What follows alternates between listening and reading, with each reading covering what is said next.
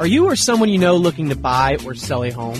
When you use a HomeGain Realtor to buy or sell a home, you can get $150. Visit HomeGain.com and click on the Promo 150 banner at the top of the page to get started. Compare HomeGain Realtors and choose your favorite. Complete your home purchase or sale transaction with a HomeGain Realtor, and HomeGain will pay you $150. Get started today by going to HomeGain.com. Welcome back, Washington, D.C. Metro, to Real Estate 360 Live. I'm your host, Ryan Sloper, joined today by my guest, Louis Cammarosano, the general manager of HomeGain. Quick reminder, the show was designed to build the Washington, D.C. Metro's housing and credit markets one house at a time. If you ever have any questions, concerns, or real estate needs, the best number to reach out to us is 877-245-2030. That's 877-245-2030. Or via the web at realestate360live.com. That's realestate360live.com. Want to jump back in. Obviously, want to get into this week's market movers. We discussed that we're obviously going to have the July retail sales. It looks like they're expected to have risen 0.3% after falling basically, let's see, 0.5% from the last month. What that means, if it did get better, interest rates, we could actually see mortgage rates get a little bit worse. Now, at the levels that we're currently at right now, the overall, the U.S. bond and mortgage markets are technically somewhat negative right now, which is suggesting that rates may go a little bit higher. Now, I know that I get a lot of questions where, where do you think interest rates are going to go? I wish I had the crystal ball to say, okay, tomorrow they're going to go up, the next day they're going to go down. I will say that I feel like they're really low right now, and any negative or positive news on Wall Street is going to translate to higher mortgage rates. That's what's going to happen. There's going to be more money pumping back into the Dow, the S&P, which we see those index rising. We're going to see mortgage rates get a little bit worse. Now, with that said, I don't see interest rates really, rising too much higher than where they're currently at now either. So, within 1/8 or 1/4%, probably you'll see them, trend back and forth week after week. We haven't seen a significant jump higher in a long time at this point. And furthermore, heading towards the next presidential elections, rest assured that these interest rates are not going to creep up like just all of a sudden jumping into the mid-4s or something like that. That would be very bad for Obama if that were to take place, because, you want to keep the consumer sentiment somewhat positive, and obviously keeping interest rates low for an extended period up until the election takes place is probably some smart politicking that they have a way of continuing manipulation through the Fed to keep interest rates low. So, Louis. Ryan, when they will change and when they'll go higher is when the official CPI and the PPI, the Consumer Price Index, do rise, and there becomes greater awareness on the United States' unsustainable debt loads that we have, and then the unfunded liabilities, which, by the way, Paul Ryan being now the vice president, those issues will probably be more in the forefront. Yep. When those things happen, eventually, and after we do QE3, eventually the Fed has to start thinking about reining in the free money and raising interest rates, and that'll probably happen in the next year or two. But it's not going to happen, as you mentioned, right away. Right now, they have every interest in keeping interest rates low, and the other thing they have an interest in doing is not raising them too quickly. Yes. Yeah. So you're right. I think in the next 6 months, you're going to have them going up or down small amounts, but they're not going to go much lower. And we have to repeat, they are artificially low right now. They should be higher, and eventually they will be higher just because economic forces will overwhelm even the Federal Reserve's ability to try to keep them down. Absolutely, and it's not out of the kindness of the heart of the Federal Reserve and the government that these interest rates are staying low.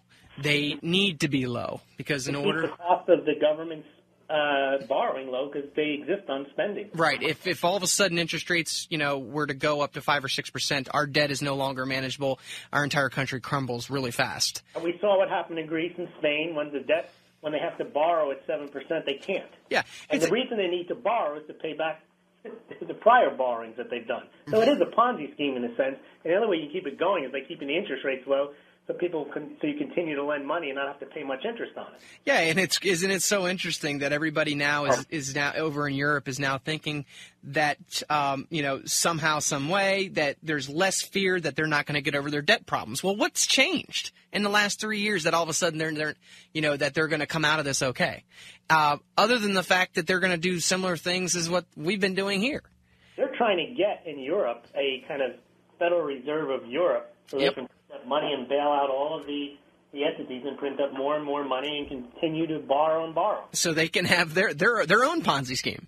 Yeah, I mean, right, they're having difficulty because they have to keep going back to Germany. They have to keep doing all these meetings, whereas the United States is very simple. They can just print up the money and send it out, and no one even knows that they did it. Yeah, but what's interesting even about even Germany right now, I believe there's been a little bit of relaxation of conflict between the ECB and Germany lately to the ECB buying some of the debt from countries like Spain and Italy. I think that at the end of the day, Germany, they're going to be forced to realize that this has to happen.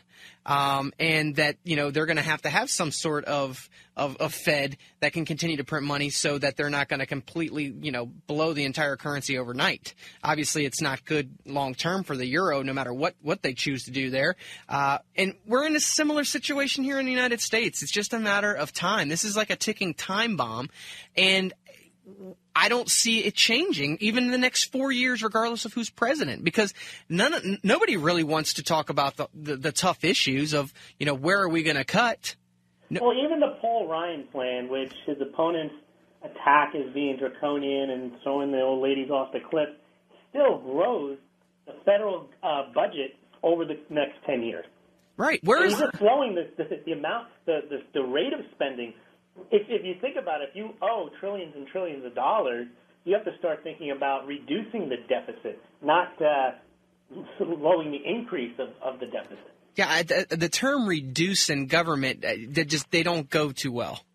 And it's been this way. It's growing, and they don't know. It's like they just can't control it. It's like that's how they get elected. They get elected either by promising the people money or benefits that they don't have, or their political patrons or corporations or banks or whatever give them, donate to their campaign so that they pursue policies of spending where they want the money spent, again, money that they don't have.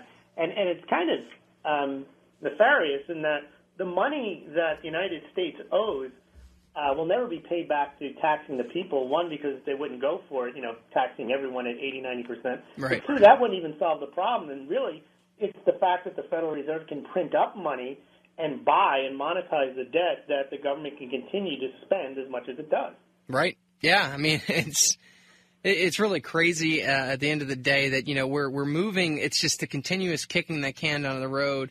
That road is a dead end. You could make the road longer, but eventually it ends. Right. And that's more of why if you're in a situation now where you're like, well, I can't really even qualify for a loan right now because I have this, and the other going on.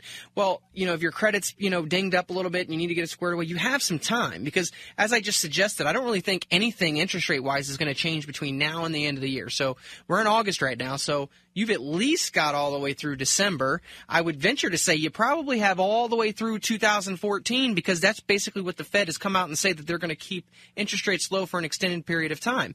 It used to be that, it didn't really matter what the Fed said, like the market would still kind of, if stock market was getting better, interest rates were getting worse, and then vice versa. But now, when the Fed speaks, everybody's listening, and there's a reason why, because they know that they're basically the wizard. They're the ones pulling the strings, and anything that they do is looked by Wall Street as, either a good or a bad, but it shouldn't be. But you raise a good analogy, the wizard. Why don't we just say the Wizard of Oz? Yeah. I mean, it is all smoke and mirrors. Eventually, someone's going to pull that curtain back and realize that the Fed is just basically a counterfeiting machine that's given us the illusion of wealth and prosperity, but eventually people are going to realize that it's just pulling strings and that an economy cannot be based on just printing money and borrowing money and buying things you can't afford and offering entitlements and all types of government programs that you can't afford either.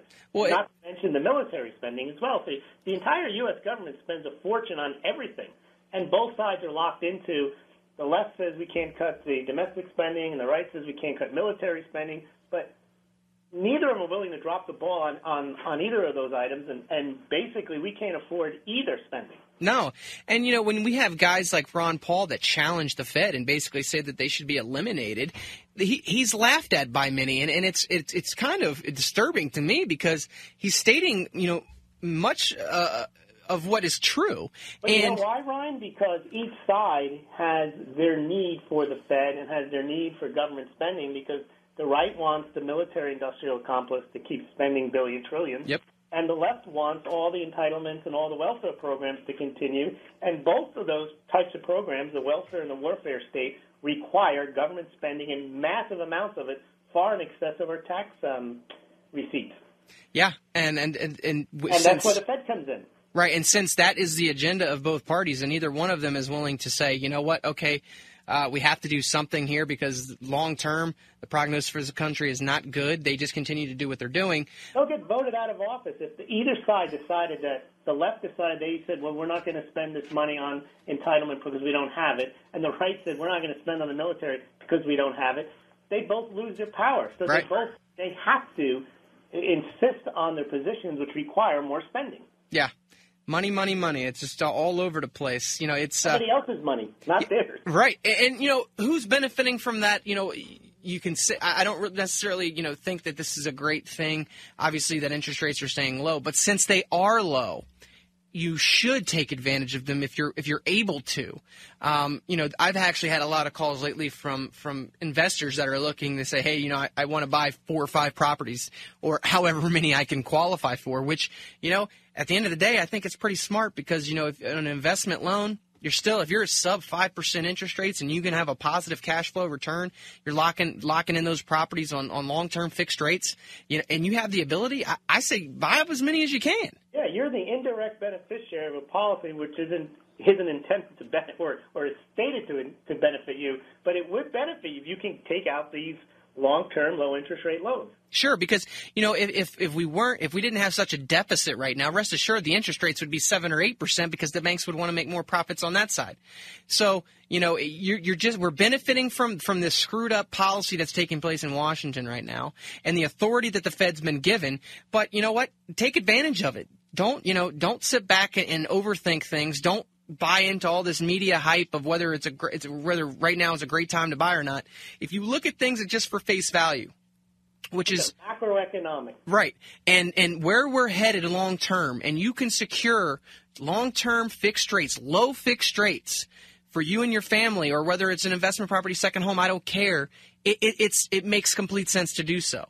Unless the house is currently so overpriced right. in current dollars. Otherwise, It makes sense because even if the value of your home goes down by comparables over the next 2-3 years, if you still live there, you haven't lost anything. And eventually, as inflation starts to creep up and up, the nominal value of your home will go up too. So you're not going to lose money on the value of the home, and your interest rate will remain the same while rents are rising.